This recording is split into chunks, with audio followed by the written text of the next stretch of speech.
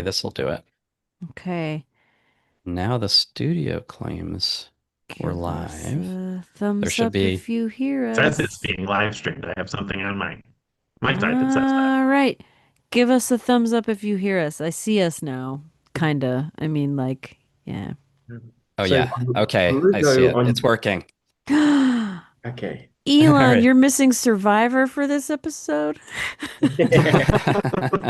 Thanks, everyone who's joining us. We're a little rocky getting started here because for the first time ever, we did a procedure to be able to pre-schedule the live stream, which is where we record through Zoom, but we live stream through YouTube. And doing that as a scheduled thing requires some steps that we've never done before. But now we Hmm. know how to do it. It seems to have worked, so that's awesome. Um, what we're going to do today is we're going to organize it a little different from most of our live streams in that we are going to follow the format that Nick and I usually follow when we record our weekly Freak Miler on the Air podcast. And the reason we're doing that is because this will be this week's Frequent Miler on their podcast, except for all the stuff I'm saying right now. So, all right. So I'm gonna kick it off, and I'll be I'll be talking for a while until we get to the main event. Ooh, this feels like being like in the stadium of like a recording studio or whatever at the same time. Ready? Is everyone ready? Yeah, Let's go. it's Frequent Miler exciting. on the air starts now. Today's main event, great travel tips revealed, and a 100K vacay winner is crowned. Today, we're going to be crowning the winner of the 100K vacay team challenge. As you know, every year we do a team challenge to see who can make the most of their points and miles. And this year, we were tasked with using 100,000, no more than 100,000 transferable points and $1,000 to build the greatest vacation we could. And so that is what we're going to get into in today's main event. Or if you're watching or listening, don't forget to like this. Give us a thumbs up. Leave us some stars if you're listening in a podcast format. We always love to hear from you. And remember that you can always find the timestamps in the show notes. So if you want to jump ahead to a specific section or you want to come back to it later on, just expand the show description to find all that information in the show notes. For now, All right. let's drag out this week's Mailbag.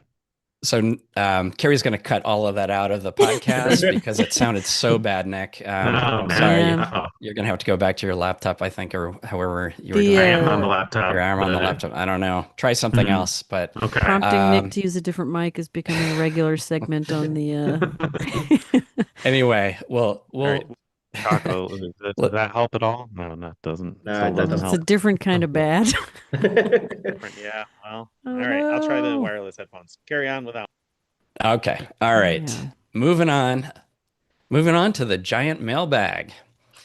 Today's giant mail comes from Grant. Grant wrote in to say, "Hi, Greg. I know your 100K vacay trip was meant to set the benchmark, but I would love to read a post of a trip you would have done if you were competing for real to beat the other contestants. I'm sure you could have had an amazing trip that blew the other contestants away." Not So, like that lame trip you did. You slacker. yeah. So I love this message because Grant at once put the ultimate slam down on my trip, like basically saying you weren't even trying to beat the other guys. But at the same time, gave me this like great compliment, like, "Oh, I'm sure you could have beaten everybody had you only tried." So, Grant, I actually did try. I built a vacation that I thought was awesome. I get that it's not as maybe fun to watch because I went to one place and stayed there. But that's what I think if when I'm vacationing, that's what I prefer, and so that's what I chose to do. And Malta was a great vacation, so I loved it. But another answer to your question is that had I been a competitor, I would have wanted city thank you points, not chase points. And then Tim and I would have fought over those points because he wanted city points as well. Well, Tim's a lot bigger than me, so he would have beat me up, and I wouldn't have been able to travel because I would have been beaten up, and so my trip wouldn't have happened. So anyway, that's the story of what would have happened had I been a real competitor. City points, eh? That deserves its own little explanation later, I think. Or a post. I agree with Grant that it needs a full post. Well, city points are so interesting. There's so many interesting things you can do, especially around booking hotels with city points, and so I would have loved to have explored what was possible. And I'm sure Tim enjoyed exploring what was possible, and I really wish we got to see what he did. Anyway, it's time now for the main event. Main event. Main event time. Great travel tips revealed, and 100K vacay winner is crowned. We are going to be taking live audience questions. We're going to be reading them near the end of the show when we normally do the question of the week. And so I invite everyone who's on the live stream to go ahead, and if you have questions for us, if you have any that you've thought of now or while we're doing the show, please post them into the comments, and Carrie's going to be skimming through them to find ones that make sense to read at the end of our broadcast. That's right. But before we get into all that, I want to remind everyone yet again what this challenge is about. I know not all of you have been following from the beginning. So just as a reminder, for this challenge, 100K vacay, we wanted all of our team to create a 100,000 point trip, the best that they could come up with. But we did it a little differently than usual. We decided to have a benchmark trip. So Greg and I were going to be the judges because it's really hard to run a blog when literally all of us are traveling at the same time. And so we usually try to come up with, some of us are judges, some of us are travelers. But, Greg couldn't help himself and he was like, I got to travel. But in addition to kind of just being interested in traveling, we did think it would be weird to structure 100,000 point challenge and not include Chase Ultimate Rewards points, or not include city, or not include, there were 4 points currencies that felt like it made sense to include. So we wanted to include them all, but Chase had this kind of awkward advantage above all the others, right? Like, because of that Hyatt partnership, Hyatt transfer ability. And this time we wanted to kind of focus on hotels. It just made Chase awkwardly better than everyone else, which set itself really well to be the benchmark trip and the trip the judge gets to take. So I know that's Yeah. like Yeah. some people had some qualms about that, but it allowed us to say, okay, can any of these other points really compete with the one that's conventionally thought of as the best transferable points currency? Right. Um, I would just want to throw in there also that there were just some practical considerations that, like, if we had had all 4 of us competing at the same time, then Carrie would have been alone to take care of all the blog business, write quick deals as they for the come first up, time ever. right? Fantastic job Update with the that. credit cards. Right. And all that stuff. So that's just not practical. We always need somebody who's not actively competing, who's also a blog author, to be available. And it's good for at least one of the judges to also be someone who knows the points and mile space really well, so they can judge some of the things that the competitors have done from the point of view of, like, is that a pro move or not, that kind of thing. Yeah, exactly. But we did have 3 challengers, which is something that's now kind of a standard for us.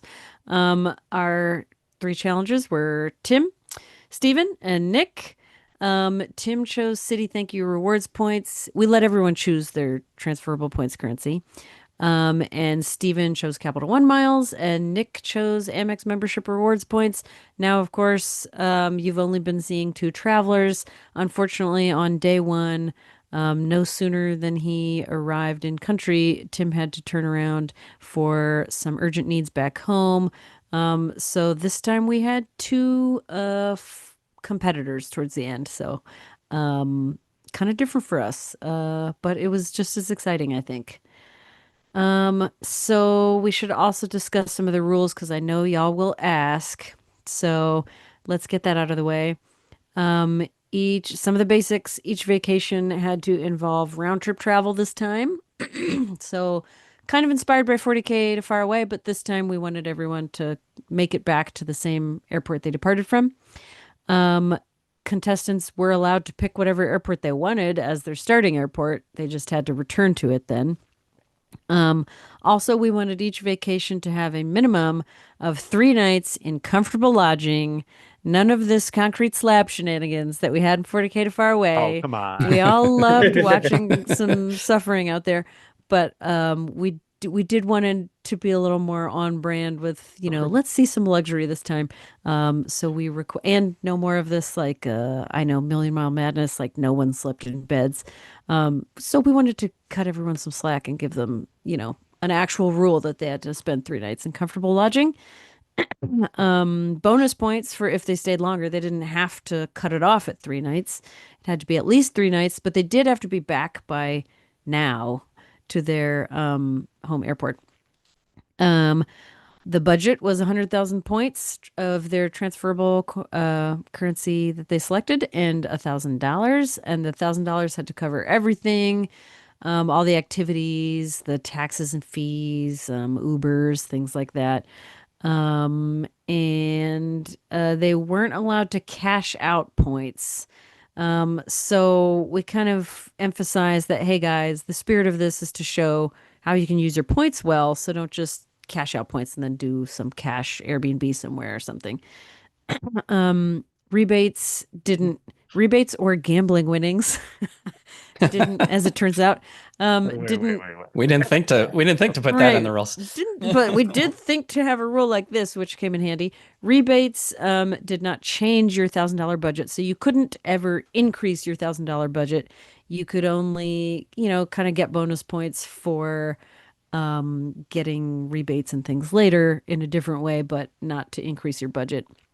Um, any transfer bonus that has occurred in the last, like, basically 4 or 5 months since we've been planning this travel challenge were fair game to use.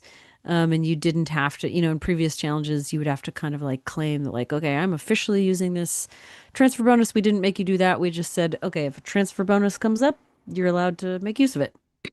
Pretty simple.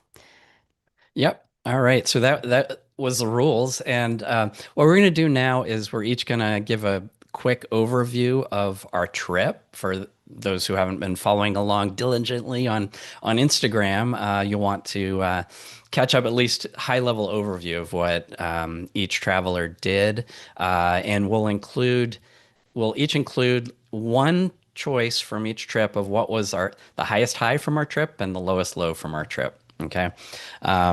So I'm gonna start. I'm gonna go probably faster than the others because my trip has been talked about a lot on previous episodes. So for my benchmark trip, I flew business class to Malta, stayed 4 nights at the Hyatt Centric, enjoyed great local food, did multiple tours and multiple outdoor activities.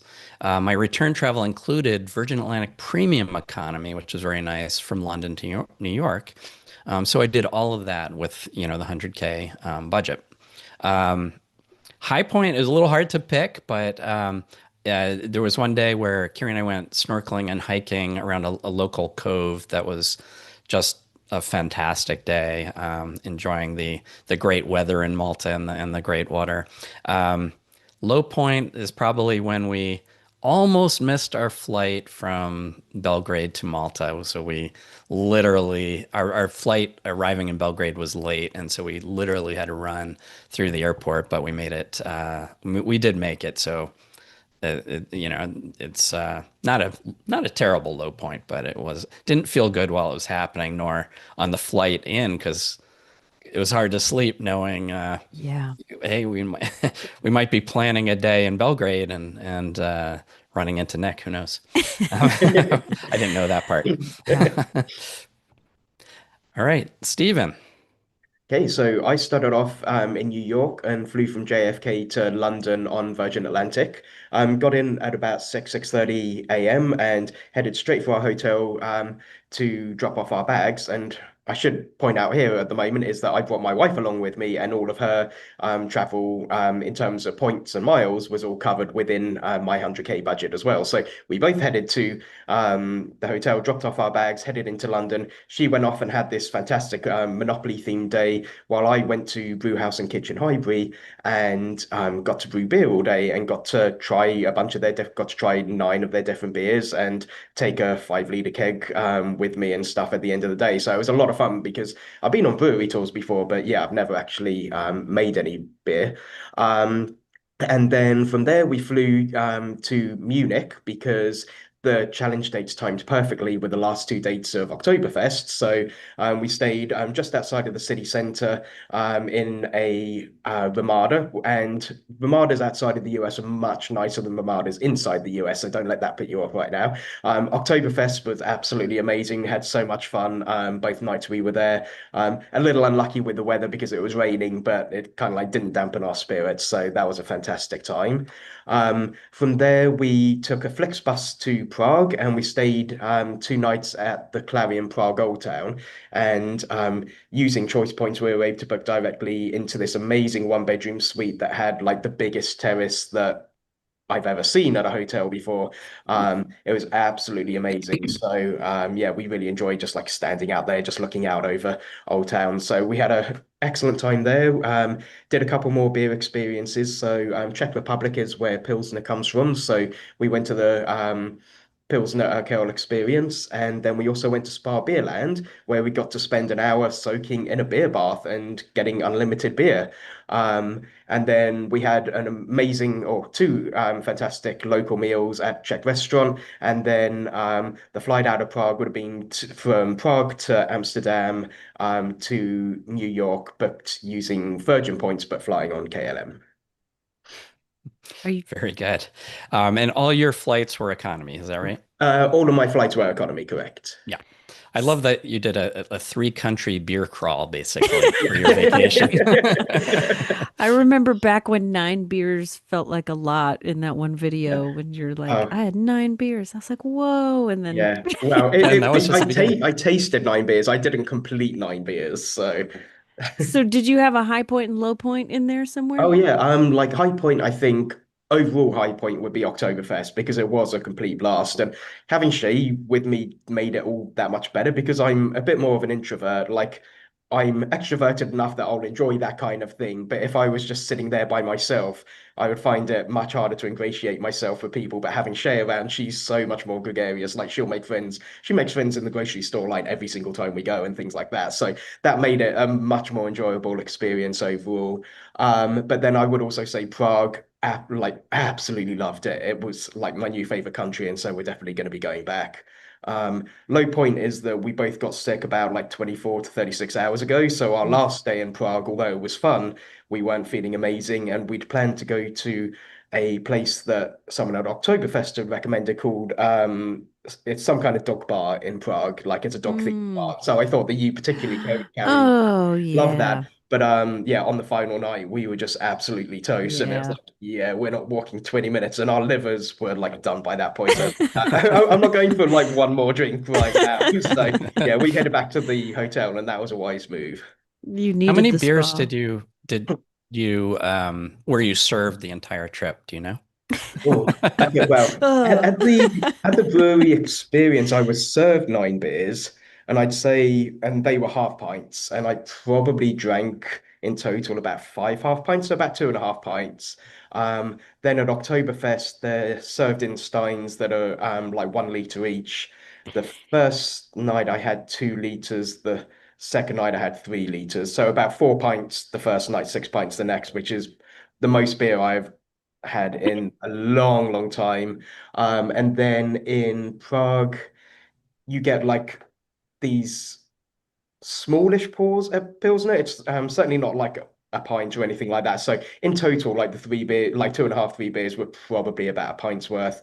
And then at the Spa Beer Land for the beer spa, I think I probably had like maybe a pint and a half or something like that. So yeah, Shay and I, like, Shay doesn't even like beer for the most part, but this actually Mhm. converted her a little bit. She like Yeah, drank beer on this trip and enjoyed it a little bit more. But yeah, like I think we're right. both going to be, not only because we're feeling sick at the moment, but I think we're going to be teetotal for at least a week or two of this, Right, right. really. Well, and you weren't even counting how much beer from the beer spa got into you through osmosis through your Oh, skin. oh, and my t-shirt, like the t-shirt I was wearing that day, you have to like create all the wort, and so you're like pushing down on all this malted barley with like this Oh, giant thing just to mix it all up and make sure it all gets moist and damp. But it all just kept splattering back up and Oh all over man. my face, all over my t-shirt, and I'm so glad I bought extra clothing just because that I immediately bet. I washed. But yeah, Wow. but it was, So yeah, much the trip beer. was so much fun. All right. Well, great It job. was fun to That was watch. so much fun to watch. If anyone's missed it, go to Instagram, find Frequent Miler there. Find the if you go to her profile, you'll see there's like day 1 through 6 or 1 through 7 6, recap yeah. videos, and you can just watch them in order. You'll see Steven making beer. You'll see him singing at Yes, singing Lucky with you here for that strangers. I one. couldn't believe that. Yeah. If you So it's in our highlight reel. So our highlight reel includes all the daily recaps. So okay, yeah. So go there. yes, go All there. right, Nick, you've Nick got your microphone sorted out. Hopefully, I don't know. Does it sound okay now? You can hear me somewhat well. ish. We can It's Ish. hear you. better. All right. Sufficient Well, I probably, mean, I yeah. could probably make it louder. I just didn't want to be too close if it was. So just give me an indication. Give me a wink or a nudge or, an I'd eyebrow. say, Yeah, exactly. yeah. Depending I on mean, if you how could it do a sounds. little louder, probably good. Sure, I turned it down quite a bit because sometimes this particular mic, when I record things, it comes across, I think, a little overly loud. Sometimes it gets a little too loud, but we'll see. So now I got it up most of the way anyway. So hopefully that works. Okay, so I'll talk about what I did. I flew Iberia. So they ran a sale about a month ago. And I always tell readers that you have to strike while the iron is hot. You have to jump on the good deals when they come around. And so I decided to put my money where my mouth is, so to speak, and plan a trip around the great deal that they were offering. So I booked Iberia economy class from Boston to Madrid for 6,400 avios one way.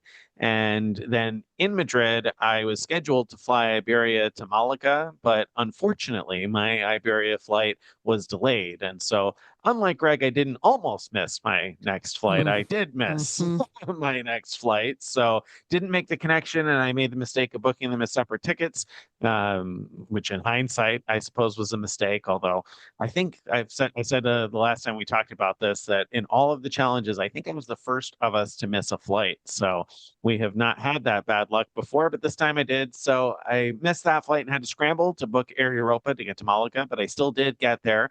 And that was important because that same day I had a reservation to hike Caminito del Rey, which is a really cool hike outside of Malaga. It's about an hour train ride from Malaga to a place called El Chorro. And then you take a shuttle bus from there to this hike that it's built along the edge of a cliff or along the or into the side of a cliff. You really have to just Google pictures of it to understand, but it's a path that is again kind of attached to the side of the cliff all the way around, and it provides some amazing views. It's a pretty thrilling experience. I am afraid of heights, and so I actually decided for this trip I was going to do a bunch of things that I've kind of always wanted to do. And so I started out with the theme of conquering my fear of heights. So I did Caminito del Rey, and that was fun. And then I stayed that night at a small luxury hotels of the world property called Palacio Silecio in the old center of Malaga. And I would wholeheartedly recommend staying there, both A, because it's just kind of cool. It's an old 18th century palace turned into a hotel. I think the base rooms might all be in the annex building next door. So the room itself is not in the palace, but it's still very nice. It certainly feels very high end, like an SLH property typically does. And the location is terrific. I didn't actually play that up enough, probably, when I did footage that you might have seen or not seen on Instagram yet. But it was such a good location. I went out several times that night just to walk around and like people watch because there were so many people and it was right in the old center. So that was a great place. I would totally recommend staying again. And then from there, the next day, the thing I've always wanted to do but hadn't done before was windsurf. That was something that jumped out at me right away when I started planning this trip. I said, oh, this is an opportunity to try to learn windsurfing because you can do that in that area. So I went and did a windsurfing lesson that became a private lesson. I was kind of lucky in that regard that just nobody else had signed up that day. And so I got a windsurfing lesson. I got to get out on a windsurf board, and that was a good time. It wiped me out though. It was hard work doing that. So I was pretty exhausted afterwards, but I had a lot of fun doing it for the most part. I'm going to say for the most part because if you get seasick easily, windsurfing is kind of like having a tiny sailboat at your feet. Oof. So after about 90 minutes of that, it did start to get to my stomach a little bit. So yeah, there's that too. But I had fun. Like when the wind's going and you start moving and you're holding onto the sail, I mean, it's definitely a lot of fun. So I would totally do it again. And then after that, I spent that night closer to the airport in Malaga. I used Too Good to Go, which I'll talk more about later on, to eat, but I'll get back into that, like I said, later on, I think, in the show. And stayed near the airport because the next day I flew from Malaga, Spain to Belgrade, Serbia. And I had actually booked a ticket from Malaga to Belgrade to Sofia, Bulgaria, and use the multi-city tool on Google Flights to do that. Again, I'll come back to that a little bit later and why I did that, I think, too, when we talk about some of the tricks we discovered. So in Belgrade, I stayed at the Saint 10 Hotel, which is another boutique hotel, small luxury hotels of the world property right in the kind of center of Belgrade, right where you want to be, the neighborhood where all of the cool stuff to see is. So it was a great place to stay, and it had a cool backstory because it used to be the host of it hosted many MI6 spies. So it has a history of one of the characters that inspired Ian Fleming to write the James Bond story, Casino Royale. Stayed there apparently numerous times, as did other MI6 agents. And it was just kind of a place where some of the wealthy and powerful ambassadors and politicians used to hang out back in the day, I guess. So very cool place. It has that feel. The Wi-Fi password, in fact, was James Bond, so they're leaning into it. So that was a lot of fun. And I met up there with a friend. So I had met a guy from Serbia years ago at a work event for a job I did previously. And he really intrigued me about visiting Serbia because it was a place that had never been on my radar before I met him. It wasn't a place that I thought of as a tourist destination. And I realized as I talked to him that I had an image of what I thought Serbia looked like. And as I talked to him, I realized that my image was probably wrong. And so that to me is one of my favorite things about travel, is kind of challenging the assumptions that we have about people and places and things. So I have wanted to visit him in Serbia ever since because I just thought it was interesting to learn about a place that hadn't been on my radar. So I was very excited to meet up with him. He showed me around, told me all about the history of Serbia. It was really interesting. We had a great conversation about all sorts of different stuff. And then we went to a great dinner there in Belgrade. And from Belgrade, I flew on to Sofia, Bulgaria. And I picked Sofia, Bulgaria because I love to play poker. I don't get to do it very often. I'm a family guy these days, so I'm not taking off to casinos very often to play poker, but it's something I really love to do. And I've always wanted to play a big multi-day poker tournament, but they're usually really expensive. And so I found that there was this Vamos poker tour that goes around Europe, a lot of times to some of the kind of more budget-friendly destinations in Europe. And they host these relatively large guaranteed poker tournaments for very reasonable buy-ins. So I went there to play a 2-day poker tournament and made it through the first day. It lasted until they cut off play at about 2:30 a.m. So played until 2:30 in the morning and hung in there, didn't get knocked out. And so I got to come back the next day and continue playing. And that was really cool. I was the only American playing the tournament. It was mostly fun. people from Bulgaria and Spain, but that was a lot of fun because, you know, you have a lot of interesting conversations then, and you get the energy of it. If you're not a poker player, I can understand where you might not imagine why that's kind of exciting and cool, but it is. To take my word for it, it was a lot of fun. So that was a blast. Had a great time. I also did a free walking tour in Sofia and learned about the history of Bulgaria, which is another place that I knew very little about. I discovered the more I learned about it. So that was also very interesting and cool. We had a great local tour guide, tried some local food there. And so it was a good time. And then I flew back to Boston, and I got to Boston just a couple hours ago. Landed around 7 p.m. local. And by 8 p.m., I was in my hotel waiting for this live stream. What about the highlight and low light? Really tough for me to pick a highlight. I mean, you know, the literal high, I guess, was sort of Caminito del Rey, because that was 300 feet above the ground at points there. But I've always wanted to windsurf. So when the board started moving and I was holding the sail and not falling, that was awesome. But I was so jazzed up about the poker tournament too that to me probably was the highlight for me. But I think that before the trip, I was equally excited about windsurfing, and I enjoyed the windsurfing very much. It was just the poker tournament. I felt it was very unique and not necessarily in the broadly interesting way for many, many folks, but for me, it was a lot of fun. So I low think our light was viewers certainly. enjoyed that too. I think viewers were interested. I mean, it was kind of a cool thing. If you saw on Instagram, they did a reel. The Vamos Poker Crew did a reel, and I happened to make an appearance in the reel, so it was just kind of luck that got Looking featured. so serious, like such a Thank spy. you. He was, yeah. Looks so The spy Casino with Royale. the frequent Miler hat on and the Exactly. That's Miler right. sweatshirt. Miler hat on. That's right. Well, I don't know if Carrie told you, but I asked her to design the hoodies specifically because I know that, I mean, I knew they had social media and they record stuff, and I was like, I want something that says Frequent Miler right here, so that if there's a camera, it gets caught on there. And so No, that's awesome. I no, I did not know that, and I'll tell you, I had made the decision ahead of time as a judge. Like, I wanted to be surprised by what the guys were happening. Like, Carrie needed to know for various reasons, like at least outlines of their trips, but there was no reason for me to know that. So there's also no particular reason for me not to know it, except for my own enjoyment, I guess. But that poker tournament thing was such a great surprise. It was so much fun to see that. I also love the drama of, when things go very wrong, like, so you have a budget constraint and going in to bet it all and in order was so to meta. get into the tournament. And the one thing I was a little disappointed, we didn't hear much about how you won at those first games in order to move on to be able to get enough to move on to the tournament. Yeah, I mean, I had to play pretty aggressively. So what Greg's referring to is the fact that I missed that Iberia flight in the beginning. So I had to make a save to get that figured out to fit into the budget still. And I had originally budgeted for the poker tournament I wanted to play, but when I missed that flight in the beginning, that caused a problem because I had to reorganize stuff in order to pay for a makeup flight.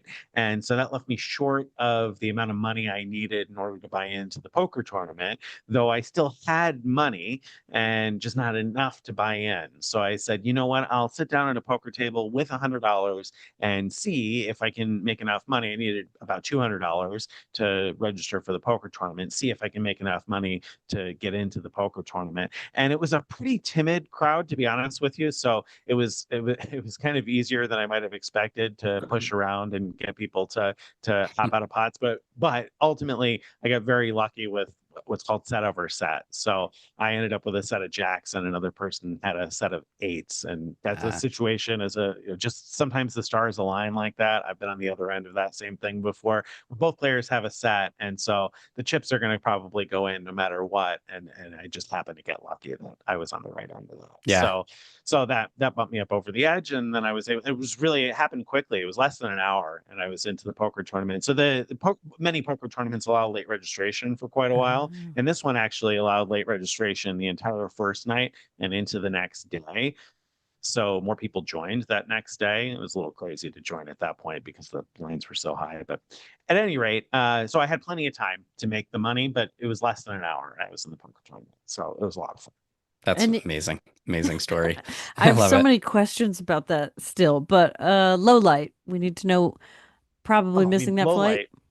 Yeah, low light was certainly missing the flight, and that was so disappointing because I got to the airport in Boston for my flight to Madrid, and when I got to the airport, I was looking at my flight, my Iberia flight in Google Flights, on the phone, taking a look to make sure everything was scheduled and going on time, and it had it scheduled to arrive 20 minutes early when I arrived at the airport. So I thought, oh great, I'm going to get to Madrid even earlier than expected. I'm going to have time to go to a priority pass restaurant, pick up some snacks and whatnot, which I did end time for that. But at any rate, so I was excited, everything was going well, and then I got to the gate for boarding and they weren't ready to board yet, and then they still weren't ready to board, and everybody was standing around wondering what's going on, and people were starting to get a little upset because nobody knew what was happening. A couple times they announced they were waiting for the cleaners to get off the plane, and so that turned into, we went from supposed to arrive 20 minutes early to arriving more than 90 minutes late. And so that was very unfortunate. That was certainly Yeah. the low point, especially because as we're in the air and I'm trying to figure out when we're going to get there, am I going to make it? I'm realizing it's very unlikely that that was a bummer because I knew that Yeah. was going to make everything else harder. Yeah. Yeah. One other thing I want to say about the gambling part is going back to that is that it's also been fun reading the comments in Nick's journal because people take these games, meaning the the team challenges. Some people take them very seriously and care about the rules, very much. And there, Yes, we including had us. rules.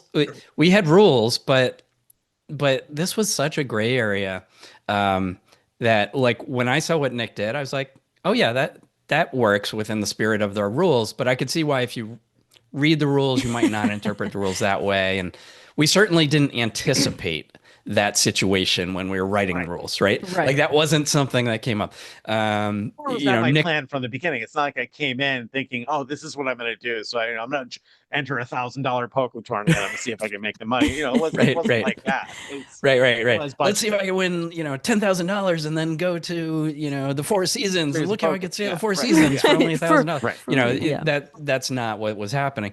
Anyway, so anyway, I love reading all that. I love how people like to point out those issues, but it was not just with Nick's situation where people were pointing out issues. We collected some of the red flags that that people have thrown out there. And Carrie, do you want to Yeah. tell us, like, what are people saying about all of our trips that maybe wasn't so kosher Yeah. according to the rules? Right. You guys are good judges. All of you out there. Or rather, I'll say you're all strict judges. And so we've had little nitpicks about everybody's trip. For instance, Greg, not all of you thought it was in the spirit of replicability to use a chef to prepare a picnic on the beach ahead of time and then only account for the cost of the food. So fair enough, I guess. Yeah, Uh, I take that. That's not something I thought Not about at the everybody time. has a chef. Not everyone No? has a chef friend right near them, and so Yeah. yeah, totally In makes your sense. defense, though, you did meet that chef on the free website, the free couch surfing forum. So, True I mean, story. it's replicable and not replicable at the same time. It's like That's it's a really good point. imaginable. Well, no, Um, I mean, not only is it imaginable, but like the first time you didn't pay him to be a exactly. chef, You right? did it the I first mean, time. That's right. Like, That's in right. So I've done 40K. it twice. Same chef. twice. He's chef for you for free, basically. Just getting more use out of the same chef. If Yeah. for those who didn't watch our challenge 6 years ago, 40K to Far Away, Greg met this chef that he reused this challenge originally on a couch surfing forum, and the guy just created that literally for the cost of food, that picnic. Yeah. Well, and during the 40K to Far Away challenge, it was his idea to prepare a sunrise breakfast looking on a sort of hilltop looking down on Johannesburg. And so that's what we did, and that was amazing. So the sunset picnic in Malta was a, very deliberate nod back to that picnic from 40K to Yeah. Far Away. Now, I do think you could replicate a trick that Bjarno, the chef, used. He had some conversations with the chef working in the lounge at the Actually, the restaurant. Hyatt, at the restaurant in the Hyatt. And so, Hmm. you could do that. You could chat with the chef at the restaurant and get some ideas for your own picnic. Anyway, we're not going to litigate all these things. That was Greg's red flag. You guys brought up some red flags for Steven as well. Everybody loved Shay's Monopoly tour. A few of you said, now wait a minute, Shay's activities are not included in Steven's budget, only her flights. So should her creativity around this Monopoly tour really be going to Steven's, destination wow points? Um, I mean, I think y'all are being a little strict there. He brought Shay along, and I think most of those activities were free. And they could certainly be free. Basically, like all pretty much everything she did could be recreated for basically the cost of a one-day travel card.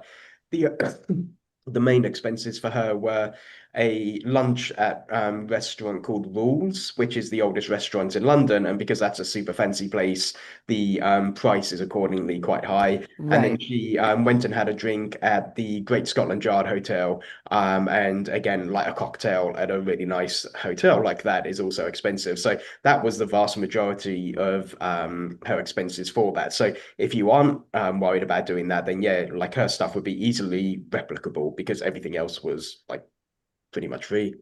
Yeah, and literally replicable because I think she's publishing it in your journal, right? The Monopoly itinerary. Yeah, she's going to be writing a separate post like explaining about everything that she did and how to get from like place to place and stuff like Yeah, that. So yeah, once she's feeling better, then yeah, we'll definitely have that up on the blog.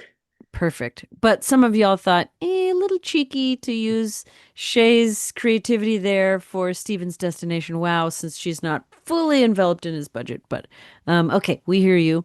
And then Nick, even though Greg and I got an absolute kick out of the whole meta Mr. James Bond trying to turn $100 into a $200 buy-in, not all of you guys thought that that was above board. Some of you guys thought that that was a little cheeky as well, and against the sort of spirit of the budget and the general rules. So, yeah, we're listening to the red flags. The judges have taken it into consideration. That's a good way to put it. Yes. Yeah. But now we want to get into our main topic, right, Greg?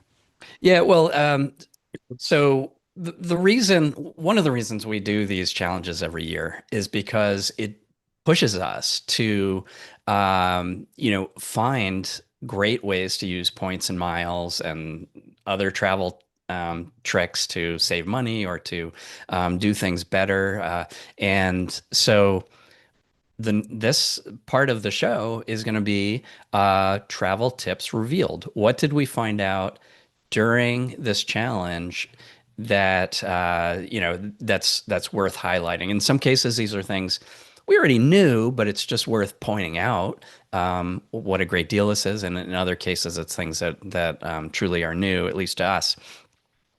Um, so, Stephen, tell us about how much it costs to fly from London. I mean, from New York to London. So from New York to London and also from Boston to London, you can book Virgin Atlantic from only 6,000 Virgin points one way. It depends on if it's off peak or peak. During off peak, during peak times, the cost is 12,000 points when it's at its lowest. And Virgin does use dynamic pricing, so sometimes you'll see it's much more than 12,000. They have like all kinds of weird dynamic pricing where sometimes you'll see economy ridiculously high, say like 57,000 points. Well, premium economy will be 14,000 points or something like that. Premium economy has higher taxes and fees, but yeah, it's a no-brainer which one to go for if you find yourself needing to travel on a fixed date in that particular situation. But yeah, you can find a lot of 6,000 point award availability, and Virgin has a reward seat checker where you can scan by month any particular route from the US to the UK or vice versa, just to see what the pricing will be and how many seats there are. And that's a super useful tool. So yeah, check that out if you're interested in taking that kind of flight. Great. Now, Nick, you've got a different way to fly cheaply to Europe. Tell us about that. Yes. Well, so I used Iberia Avios to get to Europe. And like I said before, they had a great sale. And sometimes Iberia does run great sales. We've seen them run fantastic sales on business class before. I remember some sales we've seen where they've run business class for around 25,000 Avios one way. It's not common, but when we see it, it's oftentimes in the fall, from my recollection from past sales. So they had a sale and it was an advertised sale. It wasn't a mistake. It was an advertised sale. It was advertised for a certain time period.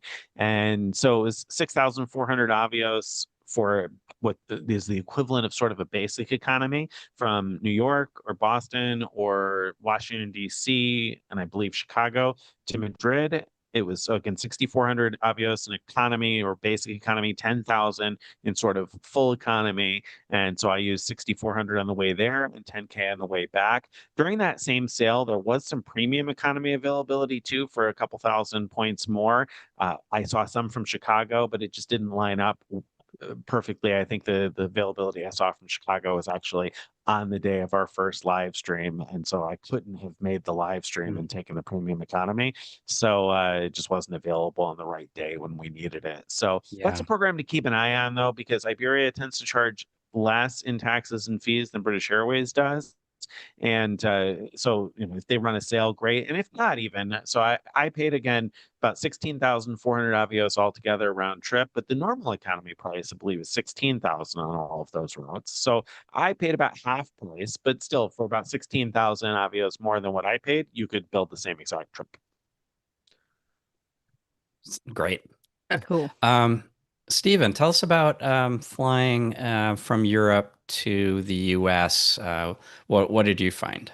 Yeah, when I was looking into flights from Prague to JFK, came across the fact that with Virgin Atlantic points, you can use only 16,000 points plus just over $200 in taxes and fees, at least from Prague anyway, to fly on KLM. And that's particularly interesting because usually if you want to fly on KLM from Europe to the US, you're looking at 25,000 flying Blue miles, and you might get it for a discount during Flying Blue promo rewards, where that'll get discounted by 25%, which makes it 18,750 miles. But yeah, this Virgin Atlantic pricing is even cheaper at 16,000 points. And because I don't know, I've never actually checked all the data on this, so I could be wrong on this, but I feel like we have proportionally more transfer bonuses to Virgin Atlantic than we do with Flying Blue. We get a decent number of Flying Blue, but I feel like Virgin Red and Virgin Atlantic show up a bit more frequently.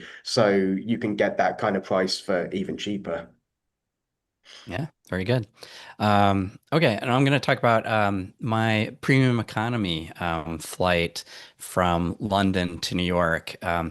Virgin Atlantic, if you could find them, they actually have a lot of availability when I've been watching for only 10,500 Virgin miles to fly premium economy from London to New York. That's the good news. The bad news is they're going to charge $500 in surcharges on top of that. So the thing I found was that by starting your flight elsewhere, specifically, I started from Amsterdam. Still using Virgin Atlantic miles, I was able to search from Amsterdam to New York, and it was able to route me on KLM economy from Amsterdam to London, so that really short flight, and then London to New York. It only cost 4,000 additional miles for that extra hop. So it cost 14,500 miles, but it dropped the surcharges down to $277. So almost in half to add that extra leg in the beginning. So that is a fantastic deal to fly mostly premium economy from Europe to get to New York. Okay, Nick, tell us about multi-city and why you'd want to do that. Yeah, so I kind of discovered or kind of reminded myself of Google's multi-city functionality. So originally I was looking at, like I said, flying from Malaga to Sofia, Bulgaria, and the cheapest itinerary that came up was on Air Serbia, but the connection was awful. I would have been arriving in Belgrade at 4:10 in the afternoon and then connecting to go to Sofia after midnight, like almost 1 o'clock in the morning, and arriving at like 3 o'clock in the morning. And that didn't sound like fun to me at all. I wouldn't have really a chance to do anything in Belgrade, and I'd be getting to Sofia at 3 in the morning. And that's kind of a tough time to be checking into a hotel. So that didn't sound good to me. But I realized, well, they probably have a daytime flight. I would think if they have a midnight flight, they must have a daytime flight. And oftentimes, if you have a connection time of less than 24 hours, it still kind of prices as though it was a single one way. So even though Google Flights only showed me one option on Air Serbia, the one that I just outlined, for a one-way search, when I changed to a multi-city search and I put in that first day that I wanted to fly to Belgrade, and then I put in the next day for the flight from Belgrade to Sofia, to see if there was a daytime flight on that. And sure enough, there was. And so, spoiler alert, I was able to spend about 21 hours in Belgrade, and it priced exactly the same as the awful connection did. So it was the same exact price to the penny as the flight that wasn't very good. So I think the takeaway there is sometimes to look at those multi-city routings, because there are times when I'll look up a one-way ticket and the connections just seem unpleasant. And so it might be worth checking out that multi-city. So it's a drop down, where you look at round trip, one way, or multi-city, and then just put in the different dates to see what comes up available. Sometimes you'll be surprised. And that's a trick that I've used also. Sometimes when you're doing a round trip, so to speak, between the US and Europe, but you're flying to and from different cities, sometimes the pricing can be much more favorable on a multi-city booking than on two separate one-way bookings. So that's also worth checking. Huh. All right. So that was great. Those were some flight deal tricks and tips. Now we're going to talk about some other airport tricks that we learned or were got to use on this trip, on these trips. So first on my trip, I didn't even mention before that Carrie went with me on my trip. That's right. Not as part of my budget, but on a sort of separately. But we flew together. When we got to JFK to get to security, I remembered that Carrie does not have TSA pre-check, and there's no freaking way I'm gonna wait in the regular line. And I didn't want to separate with Carrie. No, anyway, I remembered that Nick had told me about this VIP1 lounge that's at JFK at Terminal 1, where you can use Priority Pass to get into that lounge. But the lounge itself is terrible. I mean, you don't use There's this no for reason the to spend lounge. any You time use there. it because it has a magic doorway. So when you go in, you could go left into the crappy lounge, or you could go right through the magic doorway. You want to go right. And what the magic doorway does is there's a person there that escorts you. Well, you come out right at the front of the line where people are putting their bags on the belt. Like that's where you come out. And the person who's like assigned to do this kind of blocks the people who have been standing in line for an hour and a half and lets you in front of them, and you feel like a total jerk. But at the same time, you get through JFK security, and it took us like 5 minutes flat, and that was awesome. So Why would VIP anybody one pay lounge. for a pre-check, right, Greg? What was that? It Who was needs awesome. pre-check? Who needs pre-check? Exactly. Yeah, You know what I mean? if You you just need always Priority fly Pass and out of JFK Terminal 1, no that's need for right. pre-check. Riding along with you, like it felt like it just materialized in front of you. You were like, "Oh, let's try this thing." And it's like, "Okay."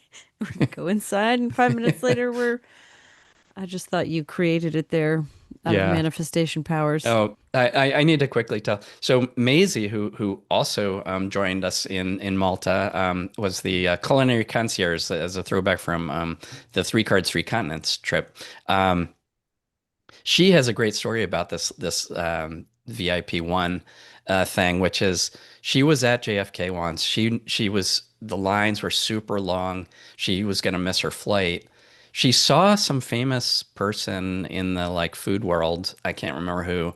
That seemed to know where she was going, and she decided to follow that person. She was like, "Surely this important, famous person does not have to wait in these lines." And that person went to the VIP one lounge, and Maisie followed her right in and saw the priority pass thing and used her priority pass, which she has because being friends with me, she ended up getting Amex Platinum card and whatnot. Anyway, and so she got right through. So that was her way of discovering it herself. I just thought that was such a funny story. It's definitely a VIP experience. The VIP one lounge is not Just not the overselling on lounge. that one, right? It's yeah, the The word lounge, lounge they can part. remove that. They can remove that word. Yeah. The VIP lounge one, is like an security fast track. office party. Anyway, Okay, paper Nick, plates. you have another sort of security thing trick to Yeah, so talk about. I was in Madrid this afternoon, this morning, this sometime today I was in Madrid, and I noticed signs for a fast track for security that had an American Express logo on it. And so I stepped out of the line I was in to figure out what that's all about. And I hadn't realized or had forgotten, I don't know which at this point, but that Amex Platinum card holders get expedited airport security in some places. And so they have it in Madrid and I think a couple other places in Spain, from what I've heard from readers now. So if you have an Amex Platinum card, theoretically, you can get expedited security. Now, my understanding is that in Spain, that's supposed to be for cards issued in Spain. But I went to that security checkpoint and there was no line. And there were a few people I saw going through that presumably had airline elite status that were going through that fast track, scanning their boarding passes and going through. I scanned my boarding pass and it wasn't a surprise to me that it didn't work, but there was an attendant there. So I asked her how it works and I showed my platinum card. And she said, "Oh, you're a platinum card holder." And she took my platinum card and looked at it front and back and handed it back to me and then said, "Okay, go ahead and go through." She must have pressed some button somewhere because then I was able to scan my boarding pass and go through. And like I said, she looked at the front and back. She didn't ask me where it was issued, but I mean, it does say US on the back of it, I think. She didn't seem to care. So anyway, I went right through. There again, no line at all for security. I got in there and the people were super friendly. In fact, my water bottle still had water, I realized. And I was like, oh, and I was kind of looking around for a place to pour it out. And the security lady said, "Drink, drink, drink." Chug, chug, chug. She Wait, had just were finished you were watching you at Stephen and Shay's trip. Oktoberfest or? I know. I was Right. like, Steven, how are you? How are you, Steven? No, so yes, that was very easy. I was through security in 2 minutes. So that was awesome. And apparently there are other places. Greg, you said that they have that in, I don't know, somewhere in I don't know Canada. if Is it's that the in same Toronto? thing, but in Toronto for certain, it depends where you're going, I think, from Toronto Airport, but there's places where the Platinum card will get you through a There you priority go. lane. Yep. That's great. That's a good tip. Um, okay. And tell us, I didn't know where else to put this, but talk Oh. a little bit about Priority Pass restaurants.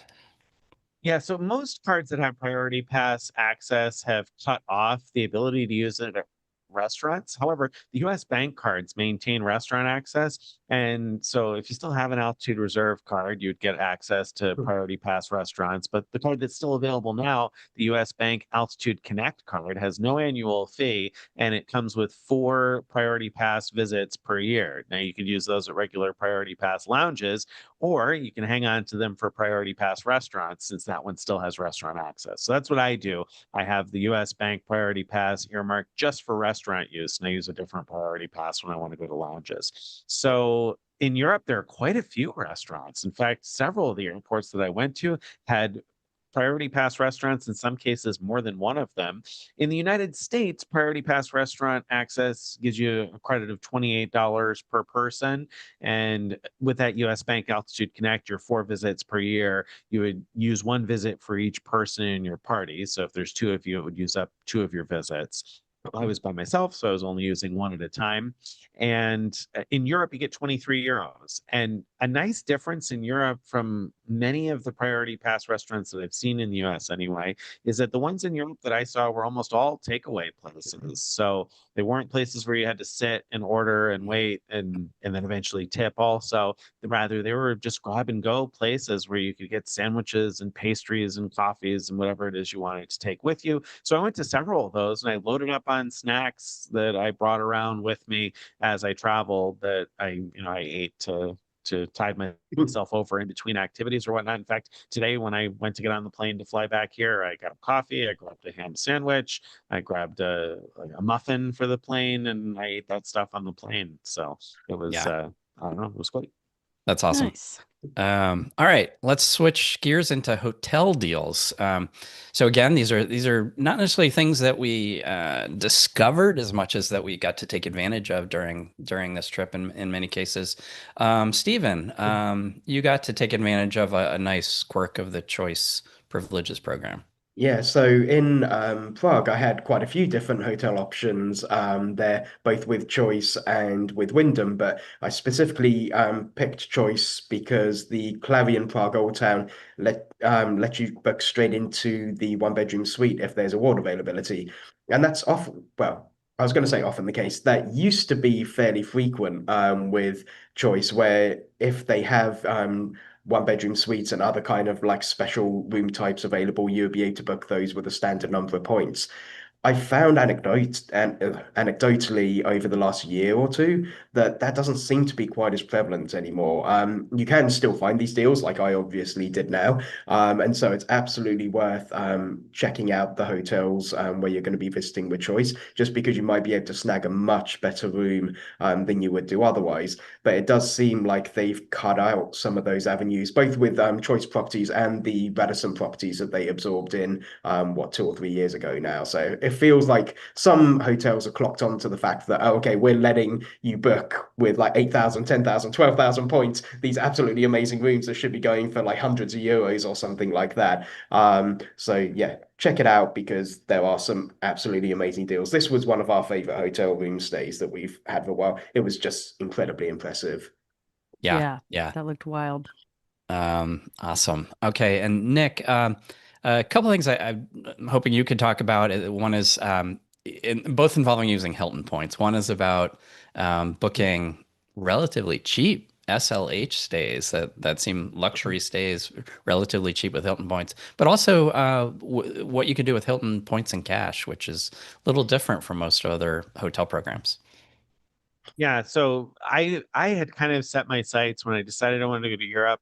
I set my sights on looking for small, reasonably priced small luxury hotels of the world properties because I think most of us tend to think of the SLH properties as being super high end and therefore costing tons and tons of points. But Europe actually has quite a lot of reasonably priced SLH properties. When I say reasonably priced, I mean reasonably priced awards. So the place I stayed the first night was 60,000 Hilton points per night, but thanks to a transfer bonus, that was only 24,000 Amex points per night. And the cash rate for my room was $511. When you look at my numbers, that's what it shows.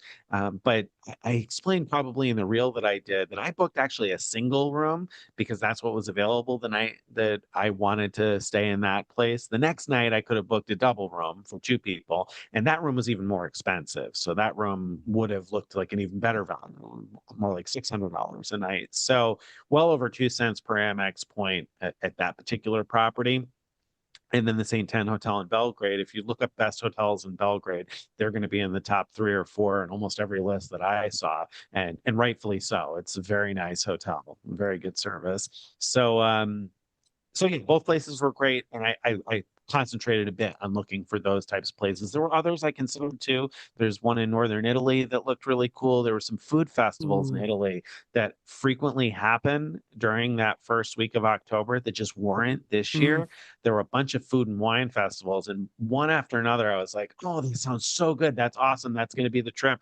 And then I found that it was happening like the week before or the week after. I was really Yeah. disappointed several times with that. But anyway, so that's one tip. Look for those reasonably priced SLH properties in Europe. But the other part you were talking about is points and money. Points, what we call points and cash usually, but I think Hilton calls points and money specifically. And that's where you can pay fewer points and pay a cash copay. And so I wrote a post a while ago about how the value you get or the price you pay depends on the value of the points for the stay. So Hilton actually does the math to figure out how many cents per point essentially you're getting when you redeem points for the full cash rate. And as you decide to pay fewer points, then the amount you spend in cash is going to be essentially buying back the points for the same cost. And so I wanted to sort of buy back some points in the sense that I wanted to free up more points for other things. And so I wanted to use fewer Hilton points in a couple of situations. So I picked hotels where I was able to do that, essentially pay less to keep more points in my pocket. And so if you check out that post I wrote a while ago about points and cash and how to kind of game that system with Hilton, that'll help you there. The other reason I did that is because readers had pointed out that this could be a potentially good way to use your quarterly Hilton credits if you've got a card that offers those, or several cards that offer quarterly Hilton credits. And so I paid about $50 out of pocket at two different places, and I put those on cards that get quarterly Hilton credits. So that, of course, didn't count in terms of reducing my out-of-pocket spend for the purposes of the challenge. It still counted as though I was spending that, but it's nice to be able to get those rebates and save yourself some points while you're doing it.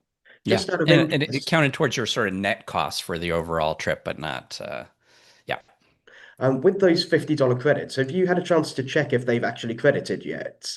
One has, the other one Okay, hasn't yet, but cool. I assume it will. I assume it just takes a couple of days. So the one that hasn't yet was the Belgrade, and that was what, 2 days ago I checked out of them. So I just assume the charge hasn't been on my card enough days yet for That's that good one to to know trigger. The first one did. because one thing I was curious about was whether or not that would work. Because with Hilton Amex offers, it always says that you can't book an advance purchase rate. So basically, where Hilton is charging the money up front, that doesn't trigger Amex offers. Whereas if you pay at the property, it does. And so I was figuring that in this case, if Hilton is the one processing it, I wasn't too sure. But because it's also not an Amex offer, it's You, a credit, it's a little bit different. So I haven't had a chance to let me test it out hop for in. myself.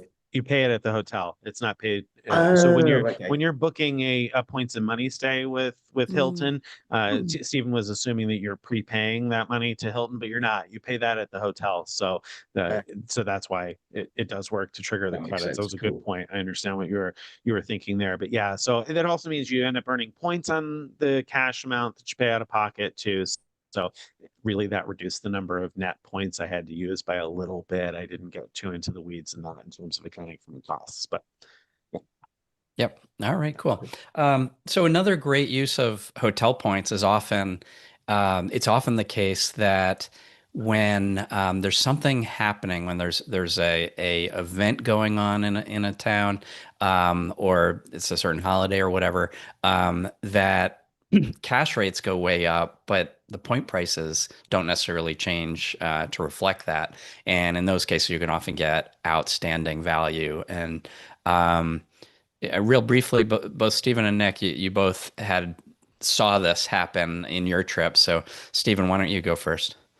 So yeah, with the Ramada that I stayed at in Munich, it was only 7,500 Wyndham points, and because I have a Wyndham Business Owner card, I get a 10% discount on that, which reduces the cost to 6,750 points.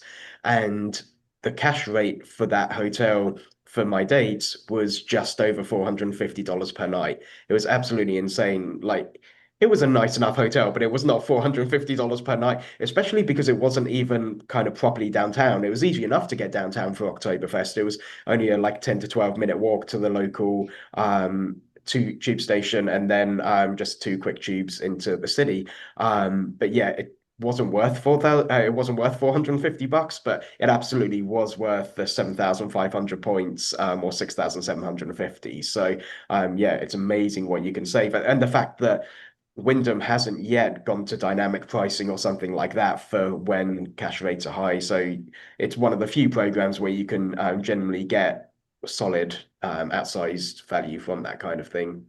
Mhm. Great. Nick?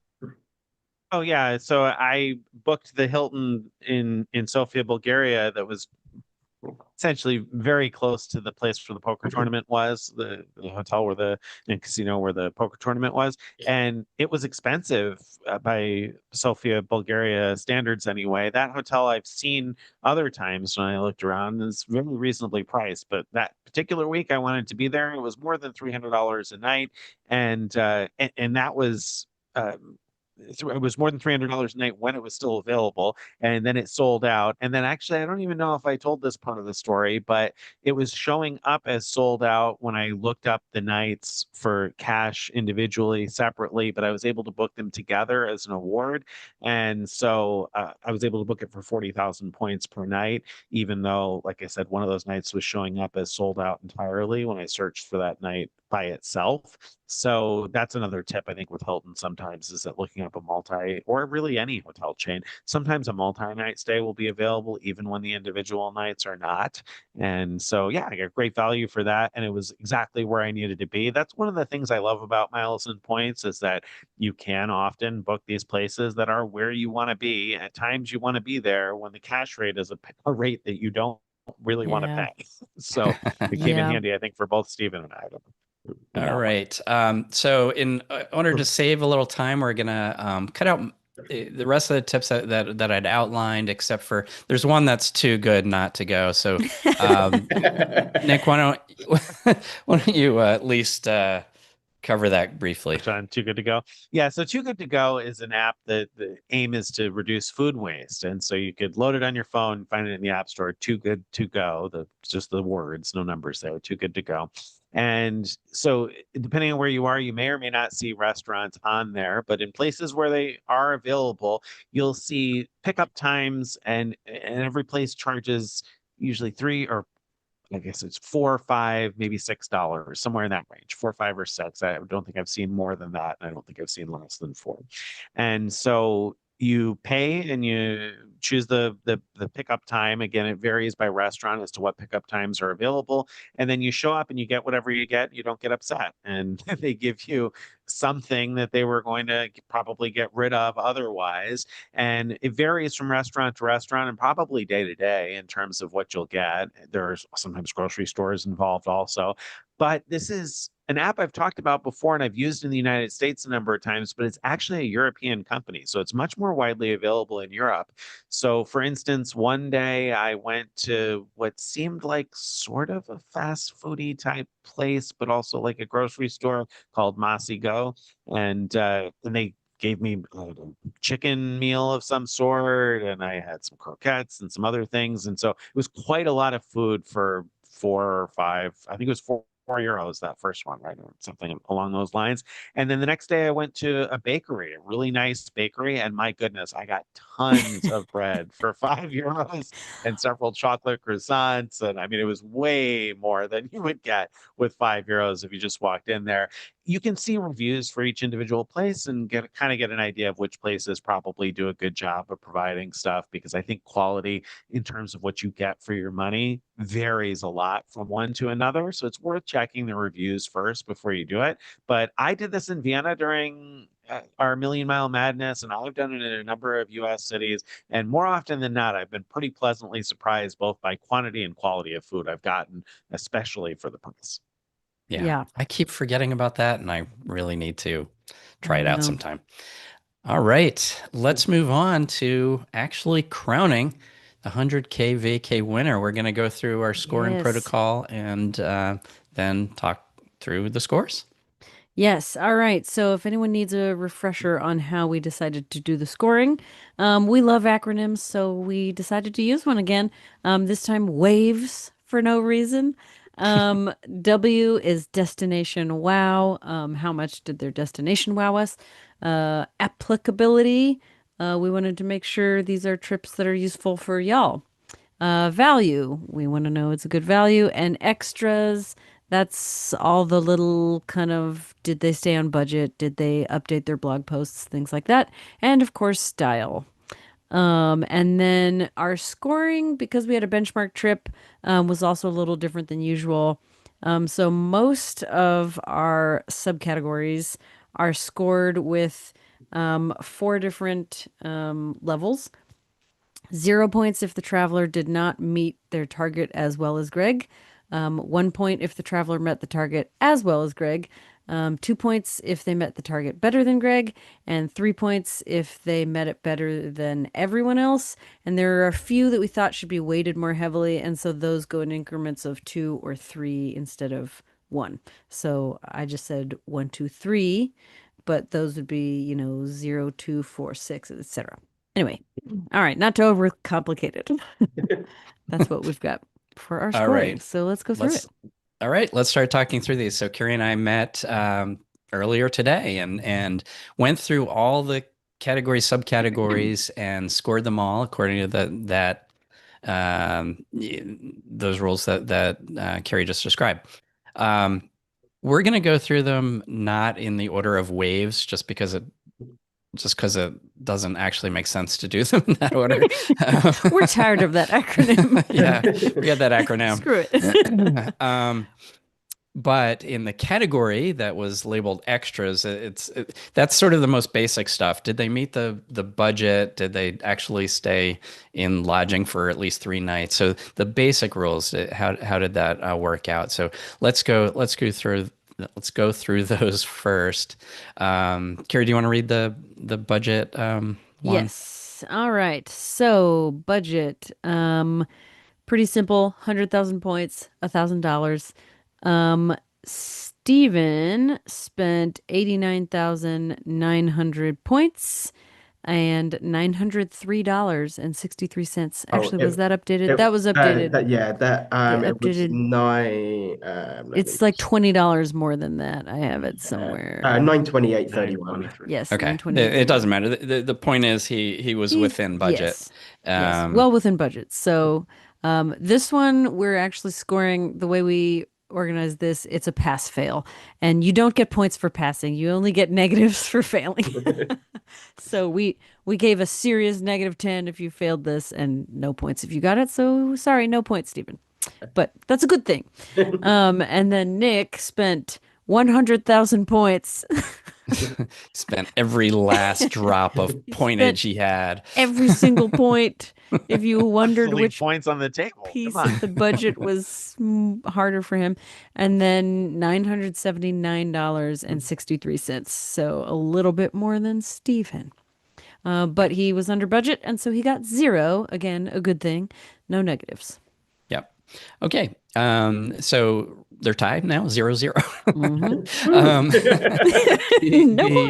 The next category is proper lodging for 3 nights. And the way we did this is if you had fewer than 3 nights, you would be docked. So you'd get -10 points. 3 nights is 0 points. 4 nights is 5 points. 5 nights is 10 points, and keeps going up from there. Both of you did 5 nights, so you both got 10 points. So Carrie, who's ahead now? So 0 plus 10 is 10. In both cases, 10. All right. We got another tie. All right. Check-in attendance. You know what? Let's breeze through check-in attendance and daily post updates. Both guys hit all of they attended all the live stream check-ins. They did all their daily post updates they're supposed to do. So they both got the same number of points for both of those categories. They both got 3 for the one and then 6 for the other. So still tied. Super duper tied. And then we had a secret destination point. 4 possible points if they went to a secret destination, which we determined was going to be any place that had not yet been featured in a travel challenge. So for Stephen, yes, any country that had not yet been featured by one of our travel challenges over the years. So for Stephen, that was Czech Republic, and for Nick, that was Serbia. And so they both got the 4 points for that. So again, we're tied. All tied. Now Tied what? 23-23. All right, now style. Luxury flights, where there's 6 possible points for this category. Were the flights comfortable and luxurious? And remember, the point system is as compared to what Greg did, what I did on my trip. I flew business class and premium economy. Nick and Steven flew economy, so they both got 0 points for that category. Oh, Still we're tied. I almost Still feel like I should get tied. -1 because I flew on Ooh, you Okay, sure let you me want to lose adjust your that. tie status?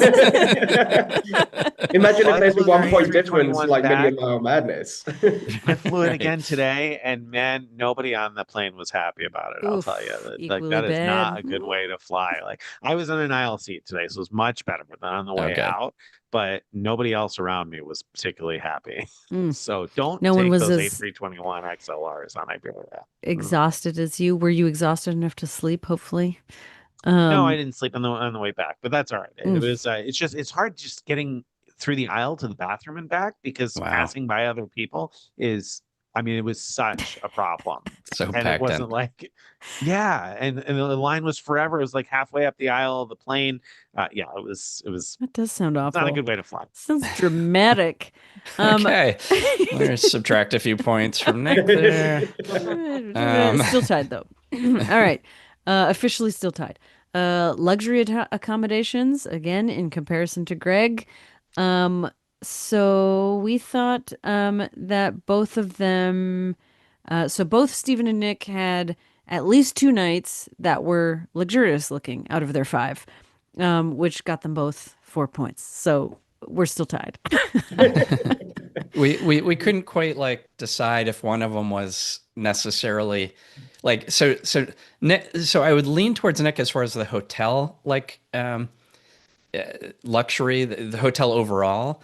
But then Steven had that like incredible suite with that huge balcony looking out over. That looked awesome. I was about to say Sophia, but now I'm getting all my cities mixed up in my head. Prop. So anyway, yeah. So we ended up having another tie.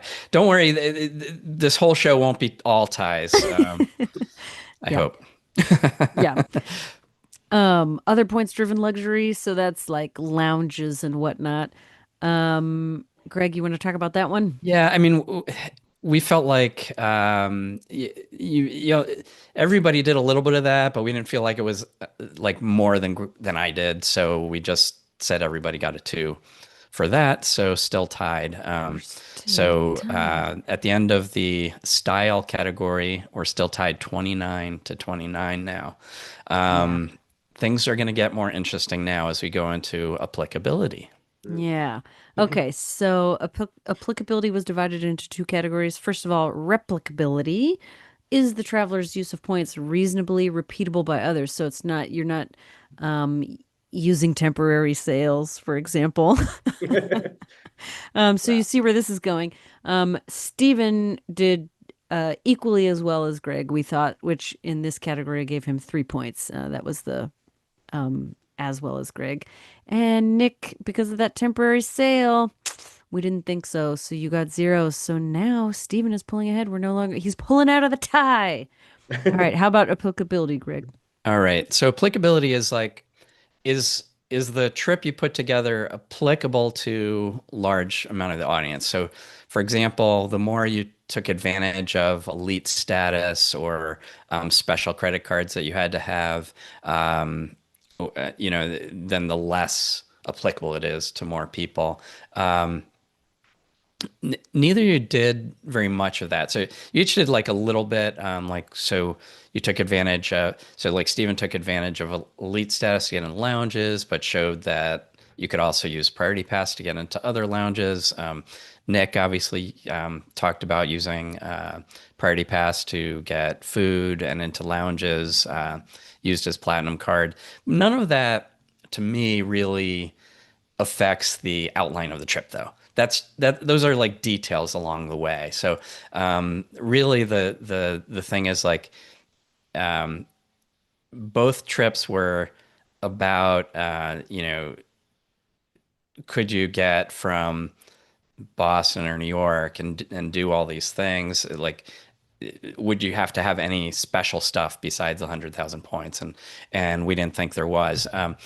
Uh, we thought in both cases you did a little better than me because trying to, I think it's because it's not very applicable to bring along like a chef and a culinary concierge. That doesn't Yeah. apply to very many people. So there's things like that that I definitely got dinged on. But also, I used like a suite upgrade certificate at the Hyatt. And that, that gave me more luxury.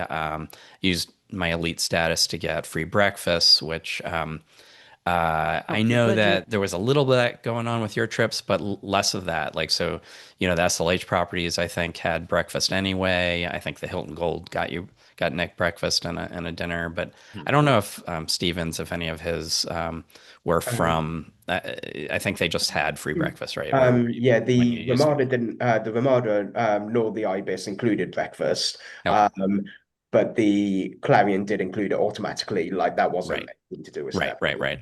So anyway, we just gave you guys a tie of six points each for that category. So we are now at a subtotal across the board of Stephen has 38 points and Nick has 35. Steven's creeping ahead here. Next category, destination wow. So how impressive was your destination? In comparison to Greg's. We thought that both of your Greg's destination wasn't less impressive than your destinations, but you all had plural destinations, whereas Greg only had one.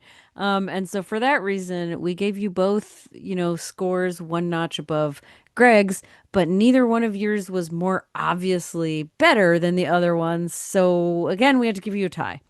So 2 and 2. Now adventure. What do you think, Greg? Yeah. So adventure is, did the traveler include an activity that was exciting or push them outside of their comfort zone? So Stephen definitely went outside his comfort zone with some things like the singing in the Oktoberfest crowds, and so there was. I think there's quite a bit of adventure in his trip, and it certainly exceeded the amount that was in mine. So Stephen gets 2 points. So this category is out of 3 point total. Nick had nothing but adventure going on. There was pretty much, as is typical of a Nick challenge trip, the adventure starts when his plane is late. And Don't jinx me. so Don't jinx me. so by the scoring rules, he would get 3 for this, but there was so much adventure from that hike 300 meters in the air or whatever that was, the windsurfing, the big bet on the poker tournament, all of that stuff. I found that very adventuresome. We agreed to actually double this to 6 points. Wow. Mm-hmm. I'll So take it, judges. I'll take it. things are getting more interesting. You've just All taken the right. lead. However, next category is relaxation, and you know what the opposite of adventure is. It's relaxation. Um, Stephen went to a spa, a beer spa. So Greg's trip didn't have any activity that was specifically planned for the sake of relaxation. So Stephen exceeded Greg's trip there by having an activity that was actually planned for relaxation and exceeded Nick's adventure pack trip quite easily that way also. So Stephen got the 3 for beating everybody in that category. Um, Nick got a 1 for being as negligent towards that category as Greg. So I'm pretty sure Steven slept more that one night than I did all 5 days. So he definitely gets the relaxation. Yeah, we die. weren't even counting There's that. no doubt. yeah. All right, so food, Greg. Go All for right. food. So did this traveler find a way to engage with the local cuisine in an interesting way? And I thought you both did a fantastic job with that. So I don't want to reiterate all the things that saw you do, but at the same time, I set a very, very high bar for that, I think. And since this is all comparing to my trip, we just said, okay, you both equaled my trip, and that's 1 point each for the food category. Yeah. All right. So food, local exposure. Boy, let me think about this one. So, you guys both did more local exposure type activities than Greg. Um, Neither one of you did so much more that it exceeded the other person. Kind of each thing we thought of that, like, well, Nick did this. We were like, well, Steven did this. Steven did a beer making day. Learned how to make beer from a local. Nick met up with a local friend. Steven sang German songs. And Nick played poker with locals. So anyway, we had to give you a tie on this one too. Two for both. So you beat Greg, but not each other, basically. Out Yeah. of the box. All right. Out of the box ideas. Did this traveler do something that surprised us and maybe gave us a good idea for our own future travels? Um, you both surprised us a lot of times. um, and I don't know if they were all good ideas for future travels, but they're certainly ideas. Um, Pam wouldn't be happy if you play poker and drink beer the entire next vacation. um, Ugh. so anyway, this was very similar to the local experience thing that for everything we could think of on one trip, we thought of like similar level for the other, and we ended up just saying, okay, both of you had more of that out of the box thing than Greg's trip, but we couldn't pick one that was better than the other, so we gave you both two for that. Yeah. Okay, so the subtotal. So for the wow, the destination category, Steven's subtotal in that category is 12, and Nick's was 15, but that brings the overall total so far to Steven has 50 points and Nick has 50 points. We're back to a tie. Back to a tie, and we promise we didn't do this on purpose. This all happened organically, It, and Greg and I were laughing the whole we, time. we were just like going nuts when we were counting these up. We are like, oh, tie again. Oh, tie. All right. Okay, so value. We're gonna start with pro behavior in that category. 6 possible points here. This is stuff that impresses us with like pro booking, redemption stuff. So Steven, we gave a 2, which would be better than Greg, I think. Again. No, equal because it's Equal out to of Greg. 6 on Yes, this that's one. right. So this is weighted. So equally tricksy as Greg was booking that massive suite directly with the same number of choice points as a regular room. But then Nick found 2 SLH properties bookable for extremely reasonable points. So we thought that was also worthy. So again, we've got a 2 and a 2 tie. How about frugality, Greg? All right. I think things will finally spread out, maybe. Let's see.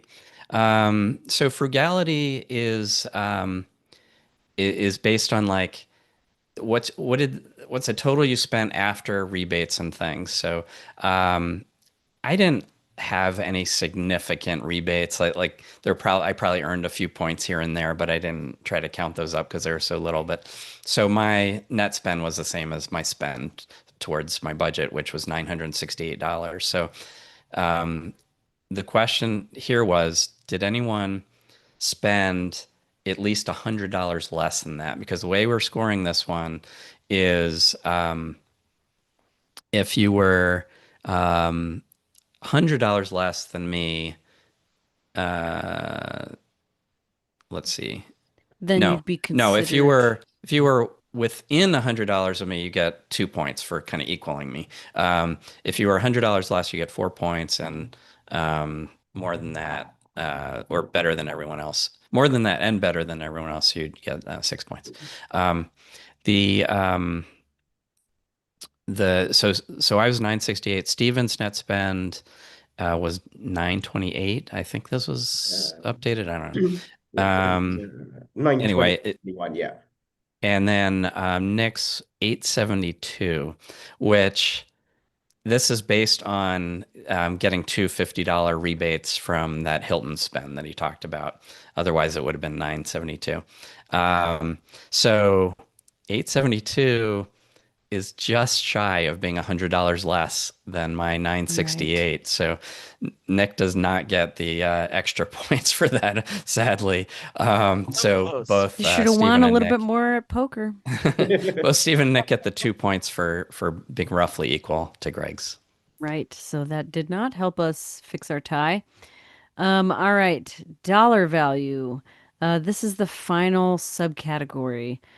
So this is how much the trip cost if they would have booked it with cash. So I want you to outline this, Greg, because I feel like you'll deliver this all better. So we did our best to figure out how much did the flights and hotels, how much were they charging in cash when you book them with points? So we took those numbers and then we took everything else you spent that wasn't for flights and hotels and just add that on top to say, okay, the total cash value of this trip. Like, so, if you were to pay for everything just with cash, it would have cost this much. And my total came to, well, actually, let me back up and say how we're scoring it. You have to be better than my total by, let's see. $300. By $300. Wait, no. If you're less, sorry, if you're less valuable, if your whole trip was more than $300 less than my trip's value, you don't get any points because it was not worth as much. If it was within $300, you get 3 points. If it was more than $300 more valuable, you'd get 6 points. Mine was 4,341. Stevens, as we calculated, it was 3,622. So he wasn't within the $300, so he has 0 points for this category. Nick's trip value was 3,973. Again, it came really, really close, but it just didn't hit that $300 threshold. And so both guys got 0 points for this. So you might think, well, wait a minute, that was the last category. They're still tied. What's going on? Who won? Don't worry, it's true. What we've read so far is still a tie. We're at 54-54 right now.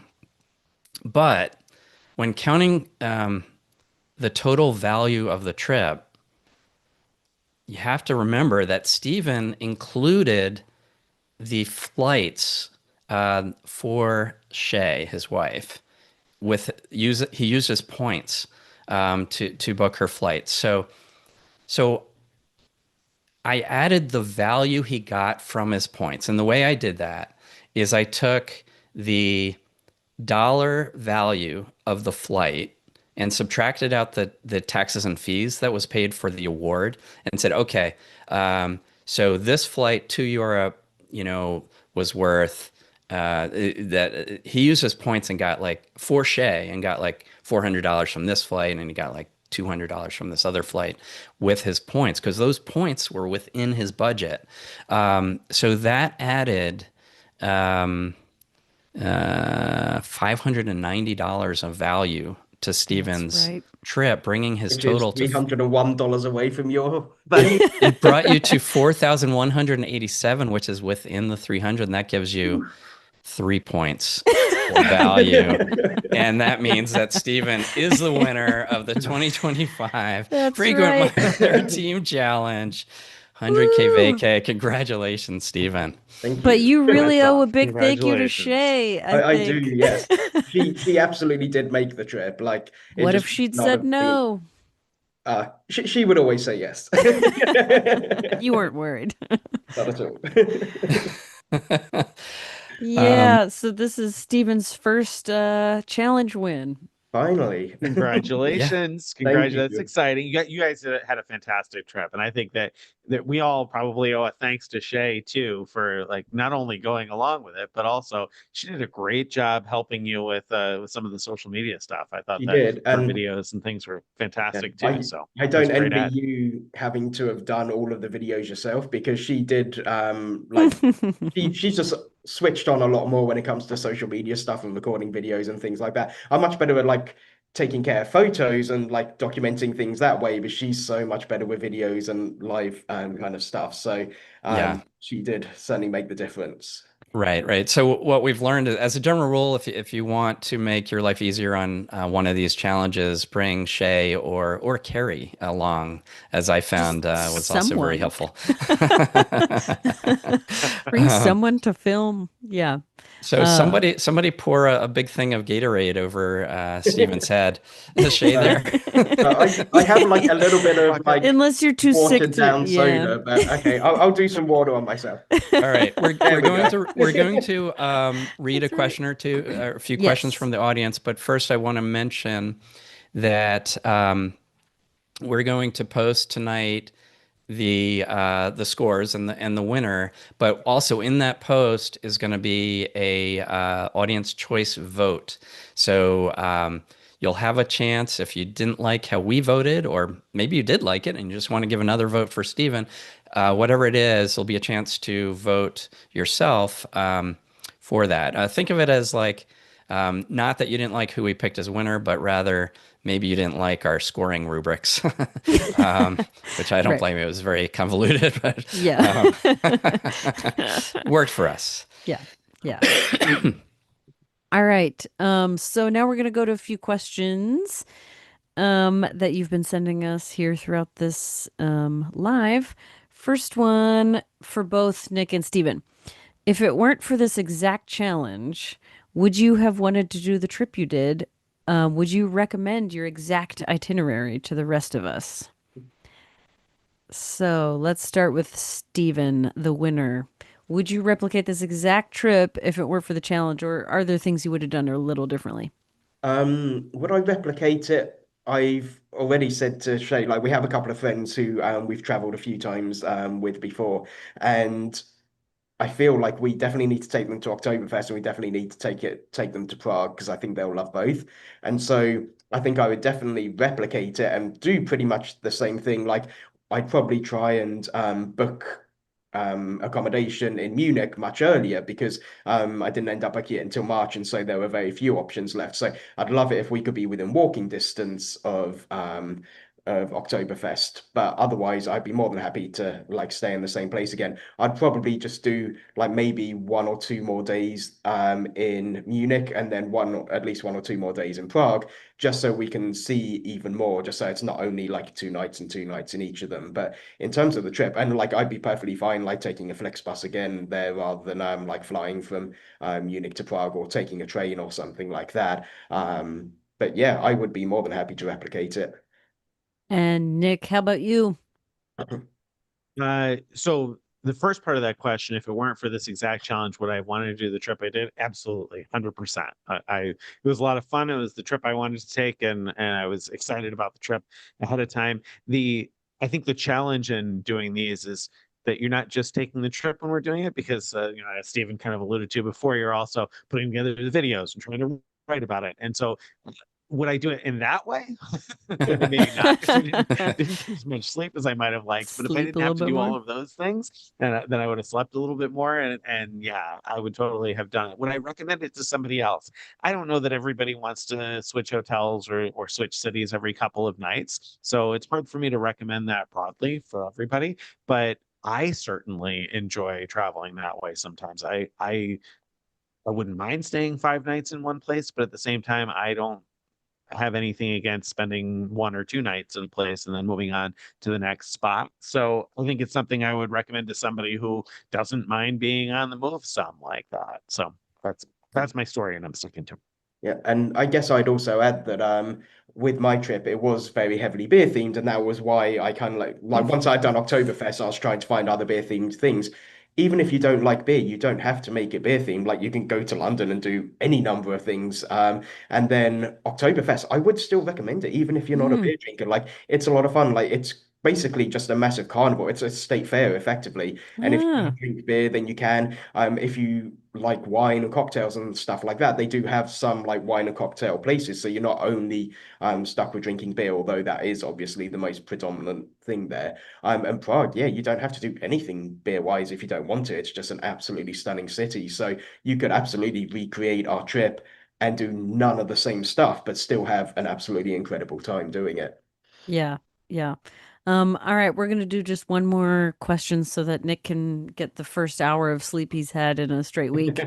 Um, if you can real quickly summarize this, Nick, people want to know.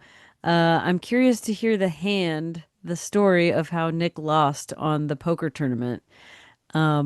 Is there a quick way to tell that to those who will Yeah, yeah. understand? Yeah, to be able to like to play poker. Yeah. So the short version of the story is I was in the if you know poker, I was in the big blind. I had pocket queens, which if you don't know poker is a pretty good hand. And a person in early position, a young lady went all in for she had a relatively small stack, and because of the situation, blinds were gonna eat a bunch of her chips pretty quickly. That was the right move for her to make with a wide range of hands, and she had demonstrated she was a good player and would know that she should probably push with almost any face card with another decent card with it. So I didn't imagine that she had a great hand, just something worth pushing. So I was pretty confident I had her beat. And but then another player pushed all in after her, and he had a few more chips than I did. It was really close, just a few more chips than I did. And so I had to decide, did he have a better hand than pocket queens or not? And so, poker players out there, probably most of you would think, well, he probably had somewhere between pocket jacks and pocket aces, or ace king or ace queen. And so I had to sit there and try and figure out, what do I think is most likely he has? And then to decide from there. So I in hindsight, I feel like I should have seen that it was probably aces or kings because he was risking a lot. And but I decided that I thought there was a good chance he was just trying to isolate because he knew she didn't probably have a great hand too. So anyway, I called it, and because I figured that if I won that hand between his chips and her chips, it would put me in the top 10. So I'd be in good shape to go on to have a good shot at winning the tournament anyway. So I went ahead and Wow. called, and of course it turned out he had pocket aces, and she had queen jack. So like I thought, she didn't have nearly as strong a hand. Unfortunately, that left only one queen left in the deck for me to catch to try and win, and the guy with aces hit an ace on the flop. So then I was drawing dead effectively after that. Although I should note that the young woman who went in all in first had queen jack, and she ended up with a straight, so she stayed in, and then the other guy took the rest of my chips, so I was out. And that young lady who went all in with the queen jack ended up winning the tournament, 7,300 euros and a 700 euro seat in another tournament in Cyprus in January. So she Wow. took my chips and did well with them. I can say that. I saw that actually. I saw you mentioned that. Yep. That's Yep. exciting, So even without at least understanding any of it. at least some of my chips went somewhere that made some money. Your I actually chips won without you. my chips won. My chips. A reader or a blog reader actually reached out and said he's a professional poker player, and he asked me for the details, and I explained, and he said he probably would have called us on that situation. So at Hey, least that made me feel a Uh, little bit better. that feels good. yeah, Yeah, yeah. yeah, All right, yeah. Nick, bring us home with your normal goodbye song. Yes. All right, wherever you're watching or listening, don't forget to give us a thumbs up, give us a like if you've enjoyed what you've been listening to today. Don't forget, you can join our email list, follow us on all the various social media. You want to go to frequentmiler.com/subscribe to join our email list, follow us on social media, join our Frequent Miler Insiders Facebook group where you can ask and answer questions like this all the time. And if you have a question that you'd like to be featured or considered for a future question of the week, or a piece of feedback that you'd like to be considered for our mailbag, you can send that too. Send it to mailbag@frequentmiler.com. Bye, everybody. Bye. Yay. That was Thank fun you. seeing that Congratulations, live. Stephen. Thank you. Congrats, Stephen.